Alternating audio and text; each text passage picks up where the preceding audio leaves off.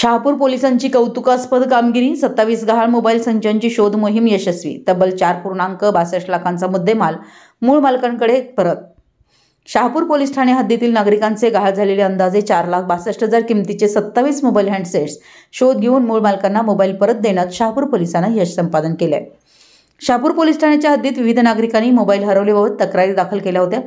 त्यानुसार कोल्हापूर जिल्हा अधीक्षक माननीय योगेश कुमार गुप्ता यांनी जिल्ह्यातील सर्व पोलीस ठाण्यांना CEIR पोर्टलच्या माध्यमातून मोबाईल शोध मोहीम अधिक तीव्र करण्याचे आदेश दिले होते।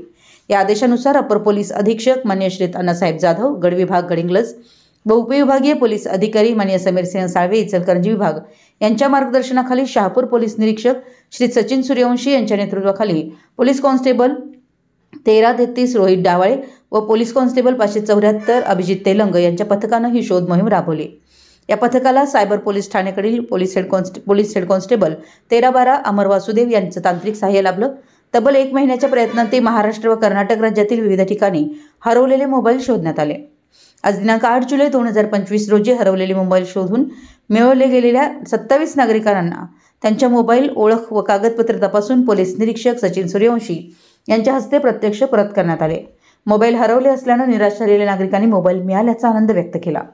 या उल्लेखनीय कार्याबद्दल पोलीस अधीक्षक माननीय योगेश कुमार गुप्ता यांनी संपूर्ण पथकाचं अभिनंदन करत भविष्यातही अशीच प्रभावी कामगिरी करून नागरिकांचे गहाळ मोबाईल परत मिळवून देण्याचे निर्देश दिलेत।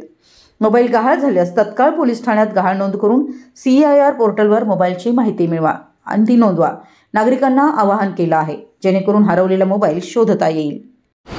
शहापूर पोलीस स्टेशन CSI पोर्टलवरती जे गहाळ मोबाईल झाले होते, 27 लोकांचे जे शहापूर परिसरातून गहाळ मोबाईल झाले होते, त्या सर्वांचा तांत्रिक तपास करून पोलीस कॉन्स्टेबल डवाळे आणि अभिजित तेलंग यांनी सायबरचे अमर वासुदेव यांच्या मदतीने हे 27 मोबाईल संबंधित लोकांना मिळवून दिलेले आहेत। माननीय SP साहेबांच्या सूचनेप्रमाणे सदर लोकांना आम्ही आता पुढील कारवाईसाठी ते मोबाईल देत आहोत।